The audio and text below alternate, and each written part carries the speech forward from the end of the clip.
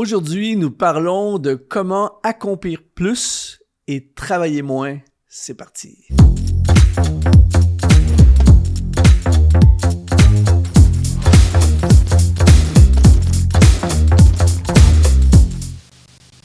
Bienvenue sur Exponentiel Podcast. Aujourd'hui, ça va être une émission bien spéciale. Prépare-toi, reste là jusqu'à la fin, ça va être génial. On a un invité que j'apprécie énormément, je vais vous le présenter dans un instant. Mais aujourd'hui, on va parler de produire plus, d'accomplir plus, de faire plus, mais en même temps, ce qui pourrait paraître paradoxal, de travailler moins. Et pour discuter aujourd'hui, j'ai avec moi mon ami Mathieu Desroches qui est, Mathieu est plusieurs choses, mais entre autres, il est l'animateur de notre émission sur Exponentiel TV, de l'émission Prochain Niveau. D'ailleurs, je t'invite à visiter, je vais laisser dans les liens de la description, que ce soit sur la vidéo, si tu regardes sur vidéo, ou dans l'audio podcast, je vais laisser le lien vers l'émission Prochain Niveau qui est disponible en podcast. On va en parler avec Mathieu dans un instant. Mathieu également est un entrepreneur. C'est un spécialiste en productivité, en gestion du temps, en finance.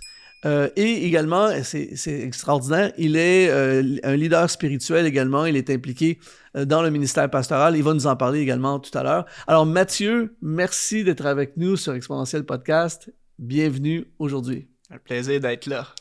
Alors, juste mentionner, justement, puisque Mathieu est là, on a fait ensemble, Mathieu et moi, surtout lui, on a fait une masterclass qu'on veut t'offrir gratuitement qui s'appelle « Reprends le contrôle de ton temps et réalise enfin ta mission de vie ». Ça va être le premier lien dans la description de la vidéo ou dans la description du podcast, une masterclass pour vraiment reprendre contrôle de ton temps. C'est possible de reprendre contrôle de ton temps. Et une des choses que j'aime de toi, Mathieu, c'est que des fois, souvent, en fait, quand je suis face à mon horaire et quand je suis des fois tendance à être surchargé dans mon horaire, tout ça, souvent, je me dis, c'est pas des blagues, souvent, je me dis, qu'est-ce que Mathieu Desroches ferait avec ce défi d'agenda, avec ce projet-là? Qu'est-ce que Mathieu Desroches ferait? Et je peux t'assurer que quand on est rendu à penser comme ça veut dire que tu es vraiment devenu un brand de productivité. Mais c'est vraiment, en fait, d'ailleurs, si le temps nous le permet, on va en parler aujourd'hui de cet aspect.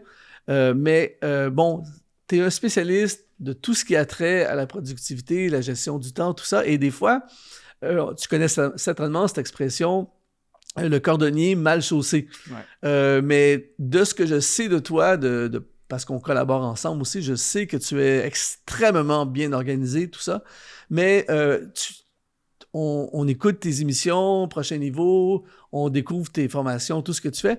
Mais ça ressemble à quoi l'agenda, l'horaire de Mathieu Desroches? Parce que des fois, j'ai l'impression, je dis ça à la blague, mais en même temps, j'ai l'impression des fois que tu travailles pas si fort que ça et pourtant, tu as des super résultats. Alors, ça ressemble à quoi ton agenda?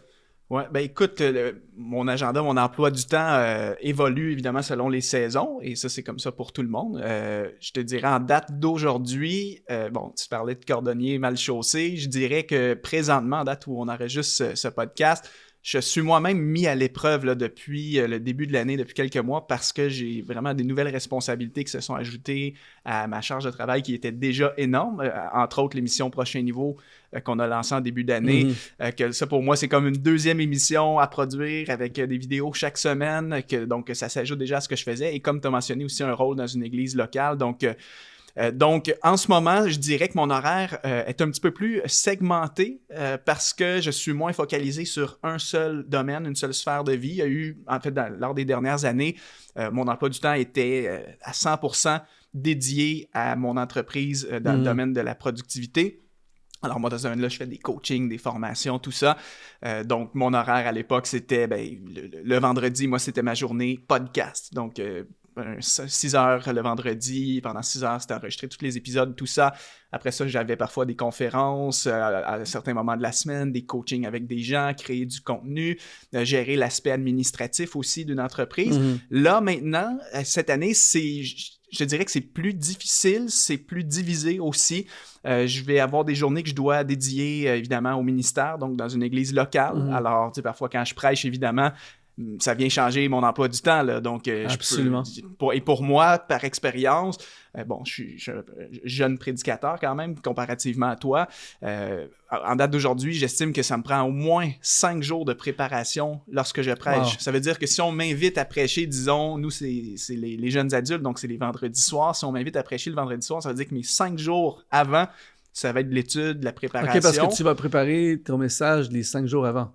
Oui, ben pas forcément dans le sens que des fois, j'essaie de me prendre d'avance, mais tu sais, environ 5 jours que je peux étaler parfois sur quelques semaines. Mais donc là, ça vient bouleverser ma semaine. Ça veut dire que si je prêche, ben là, c'est une semaine prédication. Et là, tu vois, on enregistre des vidéos aujourd'hui. Et qu'est-ce que j'ai fait hier, la veille? Ben, c'est que j'ai passé une journée de préparation, préparer mes vidéos. Donc, ce que ça fait, c'est que, en fait, j'ai moins de temps disponible pour mon entreprise. Mon temps est divisé dans plusieurs sphères de vie. Mais tu parles de destinée. Je crois que c'est ma destinée pour cette saison de vie, que le Seigneur m'appelle à être quelqu'un qui porte plusieurs chapeaux différents dans des domaines complètement différents. Je dois apprendre à gérer ça. Et une des clés, c'est vraiment de dédier du temps pour chaque sphère d'activité. Pour moi, j'utilise beaucoup les journées thématiques. T'sais, par exemple, aujourd'hui, c'est une journée exponentielle. Demain, c'est une journée création de contenu. Et voilà. Donc, c'est une de tes façons de justement, parce que c'est une de mes questions, là, comment on fait pour ne pas être éparpillé. Mais juste avant de poser cette question, est-ce que toi, tu vis ce que beaucoup d'entre nous vivons, ce que j'appelle la séduction de l'objet brillant? Je ne sais pas si tu as déjà entendu cette expression. Oui. C'est que des fois, on est en train de faire nos choses, et puis on est en train de faire notre travail, notre mission, tout ça, mais il y a tellement d'objets brillants. C'est-à-dire, pour ceux qui ne savent pas c'est quoi un objet brillant, c'est cette expression, c'est de toutes sortes de possibilités. Tu vois quelqu'un, par exemple, moi, je sais pas, moi, je te vois en train de faire un projet, là, j'ai envie de m'impliquer là-dedans. Après ça, je suis sollicité par quelque chose qui est comme la nouvelle tendance. On a envie d'aller vers là. Il y a quelque chose que je vois quelqu'un qui a du succès dedans. Puis là, j'ai envie à fond de me lancer là-dedans. Moi, des fois, en fait, dans mon passé, c'est quelque chose qui a souvent rempli... En fait, c'est ça qui a fait exploser mon agenda. Ouais. Parce que si tu es séduit par un objet brillant, alors que tu as déjà un agenda déjà pas mal plein, eh bien, ça devient compliqué. Alors toi, est-ce que tu es séduit par des objets brillants? Et si oui, comment tu gères ça? Comment tu affrontes ça? Ouais. Oui, ça m'arrive, hors de tout doute, comme tout le monde. Hein. Je suis humain et la gestion du temps reste un défi, même pour moi qui a beaucoup étudié ce domaine-là, qui connaît des stratégies, plein d'astuces.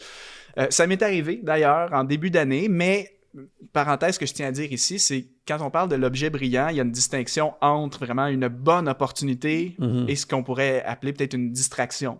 Comme par exemple... Bon, parfois, moi, j'ai toujours mes objectifs qui sont définis d'avance. Par exemple, sur une année, je sais déjà, grosso modo, les projets que j'ai à faire jusqu'à décembre. Donc, dans mon année, j'ai un plan global. Par exemple, je sais qu'au mois de mai, je devrais travailler là-dessus. En septembre, je sais qu'on a un lancement de formation. En décembre, etc. Là où l'objet brillant peut être dangereux et nous distraire, c'est si, par exemple, tu as déterminé que l'objectif du mois de mai, c'est telle chose et tu sais que c'est vraiment ça qu'il faut que tu fasses parce que ça va amener des fruits. Si tu es un entrepreneur, ça peut générer aussi des revenus, tout ça. Et que là, tu te laisses séduire par l'objet brillant, donc quelque chose qui semble attrayant, tout ça, mais que finalement, ça t'éloigne de ton objectif. Là, c'est là que ça peut être dangereux, qu'il faut être très vigilant. Mais il peut y avoir aussi des vraies opportunités. Et moi, c'est l'exemple que je veux te dire. En début d'année, j'avais mes objectifs, disons, pour ma période février et mars. Est apparue la fameuse application ChatGPT qui a fait fureur et que tout le monde parle. Ça, c'est un objet très, très brillant. Exact, un objet ultra brillant. Mais moi, mon domaine, je suis un spécialiste de la productivité. Donc, ChatGPT, c'est un diamant, c'est une mine d'or de productivité. Donc, il y a un côté que je me dois, en tant que spécialiste de productivité, de plonger là-dedans, de me familiariser afin de pouvoir enseigner ça de mon côté à mes clients. Donc, en février, j'ai sauté sur la vague ChatGPT, qui est un objet brillant pour moi. J'ai décidé, pendant un mois intensif, de vraiment... J'ai lu plein de documentation là-dessus, suivi des vidéos, des formations. Je l'ai moi-même expérimenté. Résultat, j'ai décidé de saisir l'opportunité de créer une formation sur le sujet qui est sorti justement au mois de mars dernier. Et c'était un objet brillant. Mais le résultat de ça, c'est que ça a été un succès. Les gens ont acheté le truc. En fait, c'est que c'est pas quelque chose qui était complètement en dehors de ce que tu faisais. C'était pas prévu. Puis en même temps, justement, il faut avoir une certaine flexibilité. C'est dur de trouver la ligne entre les deux. D'ailleurs, on a fait une émission, tu as fait une émission à Prochain Niveau, c'est comment étudier la Bible avec ChatGPT. Si vraiment ça t'intéresse, on va mettre le lien également dans la description pour que les gens puissent aller voir. C'est vraiment une très, très bonne émission. Ça va aider tous ceux qui sont intéressés à étudier la Bible. Donc, en fait, l'idée, c'est c'est inévitable, l'objet brillant, mais c'est d'être capable de discerner si on doit... OK, question. Est-ce que, alors que tu t'es lancé, tu as embrassé cet objet brillant, est-ce qu'il a fallu... Est-ce que tu as gardé la cadence pour tout le reste et t'as ajouté ça ou bien t'as enlevé? J'ai enlevé des choses. Donc là, entre autres, mon objectif qui était prévu pour la période février à mars, c'était comme une formation que je devais sortir de mon côté. Ben là, elle a été reportée. Et en fait, ça m'amène à revoir dans cette optique-là tout le plan de mon année. Donc évidemment, là, tout déboule. Tu sais, s'il y a une chose que tu n'as pas fait dans le délai que tu avais déterminé. Donc là, je suis en train vraiment d'épurer mes objectifs pour revoir, ben écoute, est-ce qu'il y a quelque chose à ce moment-là qu'on pourrait peut-être reporter à la prochaine année, étant donné que j'ai créé une formation. J'ai pris 2 mois de mon année qui n'étaient pas prévus pour surfer sur cet objet brillant-là. Donc c'est ça, on se réadapte, mais c'est ça, quand c'est une bonne opportunité, il faut être flexible et c'est là que, tu sais, souvent, je sais que il y a beaucoup de gens qui sont réticents à tous les conseils de planification, de gestion de temps, parce qu'ils se disent justement, ben moi, je veux pas planifier, je veux pas parce que je vais être pris dans une boîte, je serai plus capable justement de saisir les opportunités. C'est faux. J'en suis la preuve. Je m'adapte. Et oui, c'est vrai que j'ai pris du retard sur d'autres objectifs que j'aurais voulu faire, mais j'estime que la décision que j'ai prise, ça valait la peine. Ouais. Mais tu dis quelque chose d'intéressant et là, on doit absolument capter ça. Toi qui écoutes en ce moment, tu dois capter ça parce que, rappelle-toi, Mathieu, c'est sa spécialité, la gestion du temps. Et donc, tu n'as pas fait... En fait, oui, tu as été séduit, c'est pas le mot, tu as saisi une opportunité de quelque chose qui n'était pas prévu. Mais par contre, tu n'as pas fait l'erreur que moi j'ai fait. J'ai déjà fait, que certainement plusieurs personnes qui nous écoutent ont fait également. C'est, en fait, à cause de ta flexibilité d'agenda, tout ça, tu as quand même pris quelque chose de pas prévu, mais tu as enlevé. Alors que beaucoup de gens, et moi je l'ai vécu, c'est que tu es pris dans des trucs qui sont pas trop flexibles, et là, tu ajoutes. Et là, c'est là que tu commences à gruger dans la marge de crédit, dans le crédit de ton temps, de tes soirées, de tes week-ends, de tes moments off. Alors toi, est-ce que tu te fais piéger dans des trucs comme ça? Et si oui, comment on s'en sort? Comment on peut s'organiser? Ça m'est déjà arrivé. Écoute, moi, j'ai appris cette leçon-là à la dure. En fait, la gestion du temps, c'est un laboratoire d'expérimentation pour toute notre vie. Moi, tôt dans ma carrière, tout début, écoute, je te mets une situation concrète là, que j'étais pris dans trop de choses de même. J'étais pasteur adjoint à plein temps, OK? Je poursuivais des études à l'école biblique à temps partiel, donc environ 1 journée et demie par semaine. Avec tous les travaux. Travaux. Je développais en parallèle MathieuDesroches.com, qui était mon entreprise, qui était à ses tout début à ce moment-là. Pour arrondir les fins de mois, je travaillais aussi dans l'entreprise familiale. Moi, je suis comptable de formation, donc j'aidais mon père qui a un bureau de comptabilité, tout ça. Donc, j'étais jeune marié. Donc, ça, c'est une saison de ma vie, Luc, c'était du 7 jours sur 7. Et honnêtement, j'ai failli m'épuiser en à peine 1 an. Je venais de graduer. Moi, j'ai gradué de l'université avec mon diplôme à l'âge de 24 ans. J'ai démarré toutes ces choses-là en même temps. Ça a été une année fusée. Mais en 1 an à peine, j'étais au bord de l'épuisement. Je n'avais plus de temps libre. Mes week-ends, c'était du travail, des engagements dans mon église locale, mon entreprise. Et j'ai dû, évidemment, couper des choses. Il y a des choses que j'ai arrêté, la comptabilité. J'ai ralenti le développement de MathieuDesroches.com parce que j'étais comme, écoute, la saison, c'est pas le bon timing. J'en ai trop sur mes épaules. Éventuellement, j'ai terminé mes études bibliques et donc, ça m'a libéré du temps. Il faut faire très, très, très attention. Justement, parce que là, ce que tu touches, c'est parce que ce podcast est pour les leaders, les entrepreneurs, ceux qui sont dans le ministère. Et nous sommes tous... susceptibles de tomber dans ce piège-là. Et en fait, on l'a presque tous. D'ailleurs, si tu es en vidéo, si tu regardes ce message en vidéo, écris dans les commentaires si tu es pris dans cette spirale de la surcharge. Et là, tout ce que tu as dit, Mathieu, c'est des bonnes choses. Tu n'étais pas en train de faire des trucs. Alors, la question, parce qu'aujourd'hui, on parle de comment accomplir plus et travailler moins. Qu'est-ce que tu as fait? Comment tu es capable de justement, parce que moi, souvent, des gens viennent me voir, me disent « Ouais, mais j'ai ça, tout est important, tout est bon, tout est passionnant, tout est... » Et surtout, les leaders, les entrepreneurs, les leaders spirituels, ceux qui sont dans le ministère, c'est comme un travail sans fin, puis on aime ce qu'on fait, on est passionné et tout ça. Et même si des fois, tout ce qu'on fait marche jusqu'à un certain point, comment on fait pour... se sauver la vie à soi-même. C'est difficile, on ne se le cachera pas, c'est très difficile. Je pense qu'il faut changer sa mentalité, son mindset, comme on dit en anglais. Il faut arriver à réaliser que c'est pas déjà parce qu'on est bon dans quelque chose que c'est notre mission qu'il faut le faire. Ce n'est pas non plus parce que quelque chose est bon, qui peut porter du fruit, que c'est le bon timing maintenant. Par exemple, avec ma situation... L'idée de développer MathieuDesroches.com, c'est génial. Aujourd'hui, c'est mon gagne-pain. C'était une très, très bonne chose. C'est ça. Mais ce n'était pas le bon timing. Ce n'était pas la bonne saison. Est-ce que ça veut dire que je devais le couper à 100%? Peut-être pas.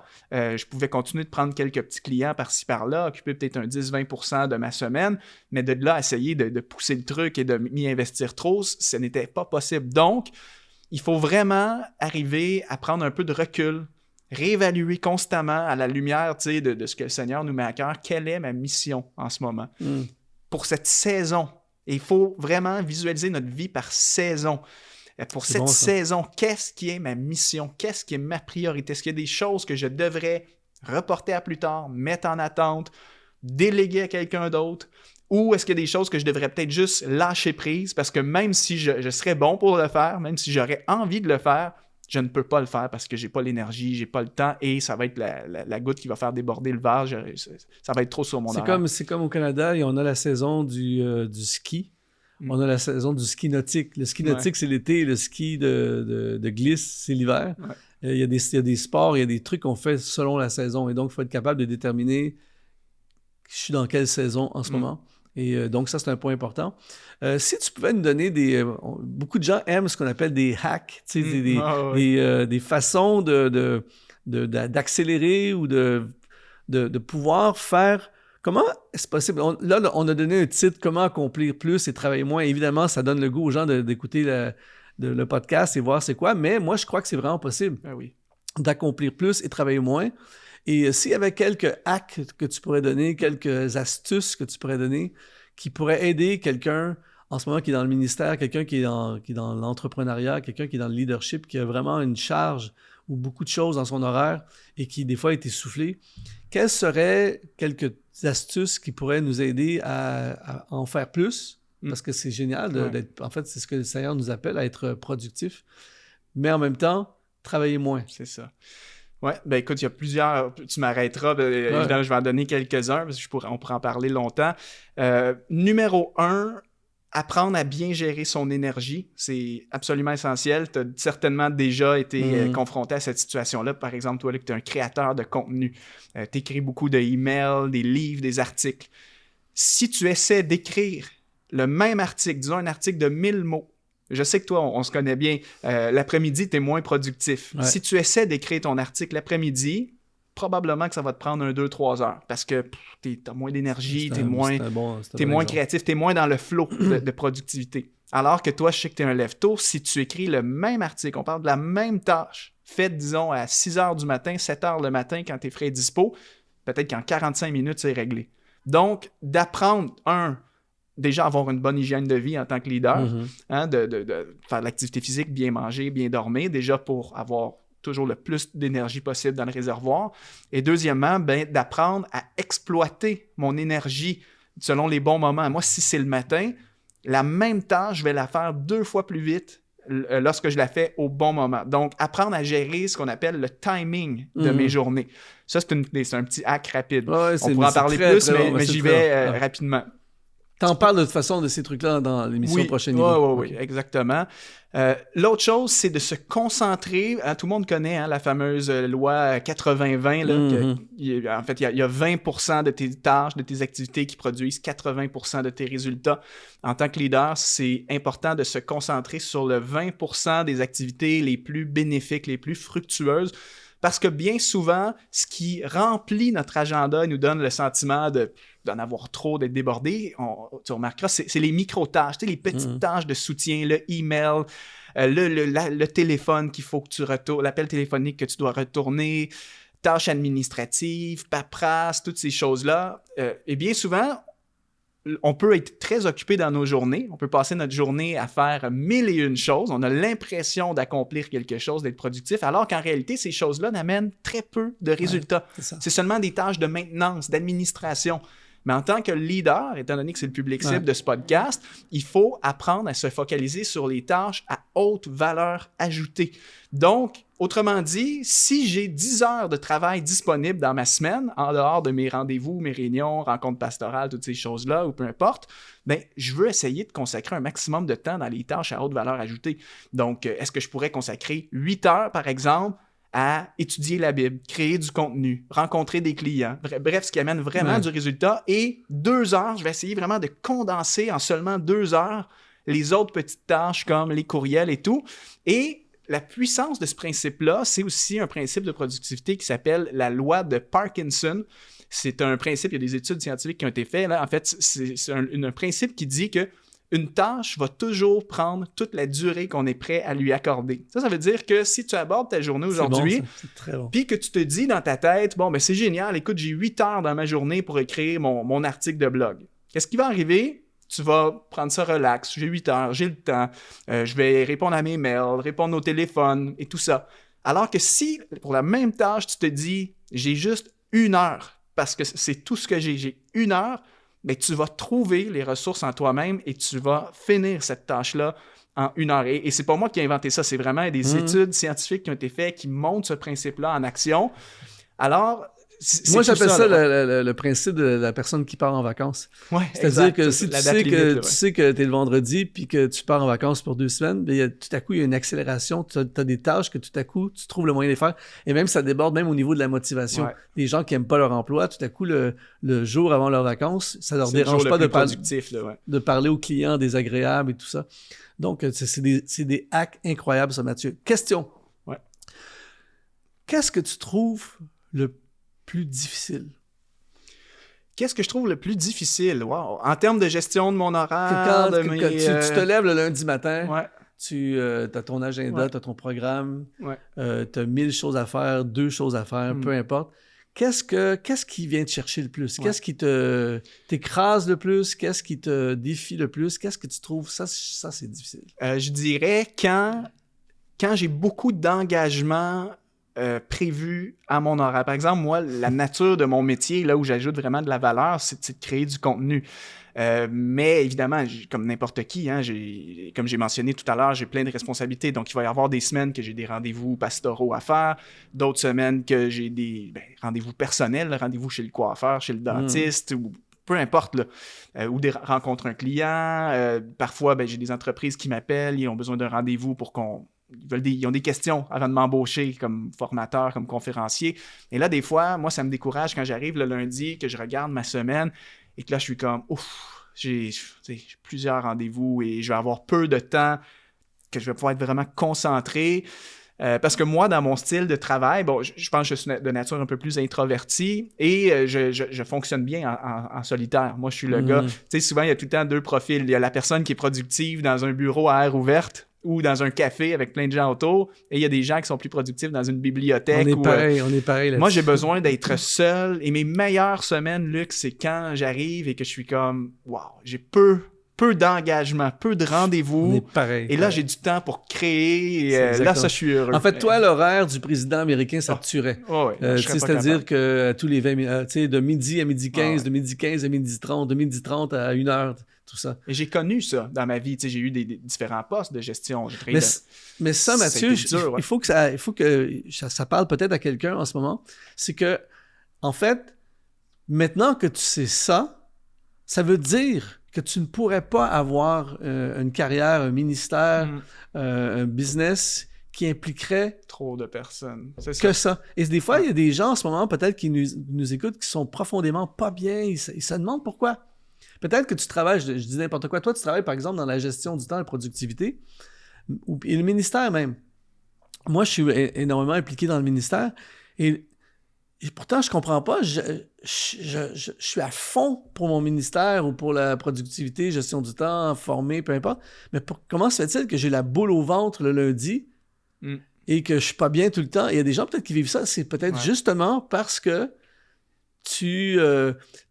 ta vie n'est pas faite sur mesure pour toi. T'es pas en train de... Donc, par exemple, moi, je suis heureux dans le ministère, mais il faut que ça soit créer du contenu, prêcher. Mais si c'est des rendez-vous un après l'autre à rencontrer des gens. Et donc, peut-être qu'il y a des gens qui ont besoin de faire un ajustement pour ça. Donc, toi, justement, tu dis que tu vivais ça. Et est-ce que tu étais conscient de ça? Est-ce que c'est ça qui t'a amené à, justement, réorienter ta vie, ce que tu fais? Oui. Ben, il y a eu un temps... pendant plusieurs années, là, j'ai été vraiment pasteur. Je faisais partie d'une équipe pastorale à plein temps. Donc, évidemment, le rôle pastoral fait que tu passes ta semaine en réunion, excepté des temps où est-ce que tu étudies la Bible pour prêcher, tout ça. Mais oui, à un moment donné, ça a été un des éléments dans ma réflexion qui, le jour que j'ai décidé de me lancer à plein temps, plus dans mon entreprise, ben, c'était un des arguments de me dire, ben, écoute, moi, j'ai pas le profil du pasteur d'église locale. Le pasteur d'une église locale, le gros de son travail, c'est de rencontrer des gens, rencontrer des équipes, préparer les événements, la réunion, tout ça. Moi, ça me correspondait moins. Donc, à ce moment-là, j'ai pris une décision à ce moment-là. Et même moi, aujourd'hui, en tant qu'entrepreneur, tu vois, il y a différents styles d'entrepreneurs. Il y a des entrepreneurs qui aiment avoir la grosse équipe. On a 10 employés qui travaillent pour nous. Moi, je pense pas que c'est ma personnalité. Okay. J'aime voyager léger. J'ai des gens qui travaillent dans mon entreprise, des sous-traitants. On était, à la fin de l'année dernière, j'avais 4 personnes dans l'équipe.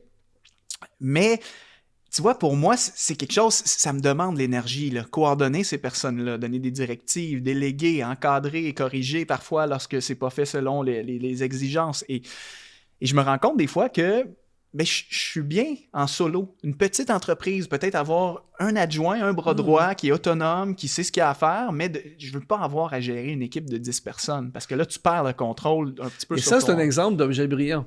C'est-à-dire que tu es un entrepreneur, tu as ton entrepreneur / solopreneur, tu es heureux dans tes trucs, ça développe, ça marche à fond. Mais là, tu vois, faut partir, faut entreprendre, faut avoir des équipes, il faut avoir 50 personnes, il faut créer une multinationale, tout ça. Alors qu'on n'a peut-être pas nécessairement le profil pour ça. On voit ça même dans le ministère. Ouais. Dans le ministère pastoral, c'est pas tout le monde qui est équipé pour gérer justement une méga équipe et construire une méga church. Et bon, ça sera pour une autre capsule, pour un autre podcast une autre fois, mais l'idée, c'est, je trouve ça très intéressant ce que tu apportes, Mathieu, c'est qu'en fait, tu t'es rendu compte et tu adaptes ce que tu es à qui tu es. Et ça, il faudrait qu'on fasse un podcast là-dessus aussi, c'est vraiment intéressant. Maintenant, la question, est-ce que tu aimes...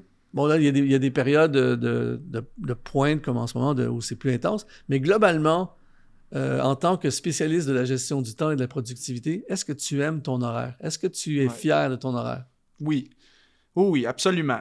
Exception faite de ces derniers mois où j'ai ajouté comme quasiment, on pourrait dire 2 entreprises de plus, le ministère et le podcast Prochain Niveau, que ça pour moi, c'est comme j'aimerais ajouter vraiment une lourde charge sur les épaules. Mais globalement, oui. Je suis encore en ce moment, on enregistre ça, je suis encore dans une phase d'adaptation, je suis étiré. Je te dirais que ces derniers mois ont été plus éprouvants pour moi à ce niveau-là. Mais si je regarde, par exemple, mes 2-3 dernières années, où est-ce que j'étais vraiment focalisé sur mon entreprise, absolument. Je crée un horaire sur mesure, je gère mon horaire selon les saisons, par exemple l'été. Moi c'est étrange, là. Moi, je suis plus productif quand il fait pas beau. Je suis plus productif l'hiver quand il pleut à l'extérieur. Donc, quand l'été arrive au Québec, ici, et que là, il fait soleil, j'ai moins envie de travailler. Donc, vois... toi, si tu vis dans les Antilles ou dans des endroits comme ça... J'aurais de la misère, J'aurais de la misère. Sauf peut-être dans le sud, avec mon ordinateur au bord de la piscine, peut-être que... Mais tu vois, j'adaptais mon horaire. Je me disais des fois, écoute, l'été, je vais prendre congé une journée par semaine. Parce que je sais que, disons, un vendredi ensoleillé, ça va être très difficile pour moi. Donc oui, j'étais très satisfait, évidemment, de l'horaire que j'avais. Maintenant, avec plus de responsabilités, c'est un défi. Je suis encore en train de m'adapter à tout ça, mais l'avantage que j'ai, c'est que je connais tous les outils, les stratégies. Donc là, maintenant, c'est juste à moi d'appliquer les bonnes choses à ma situation. En terminant, Mathieu, l'émission Prochain Niveau. Ouais.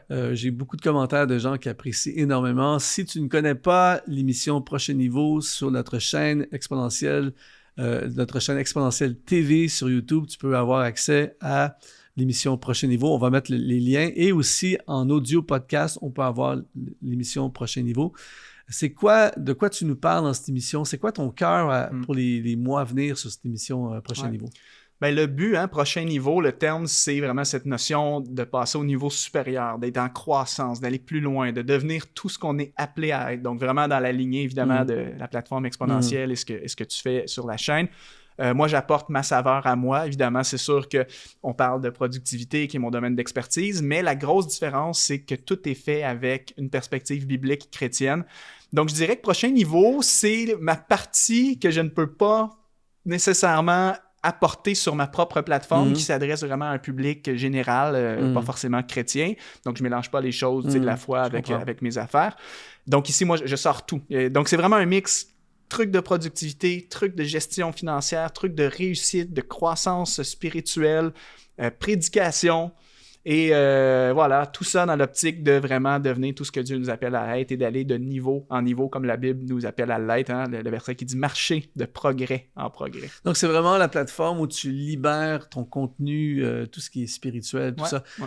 Je te recommande fortement, il faut absolument que tu regardes ou tu écoutes le podcast Prochain Niveau.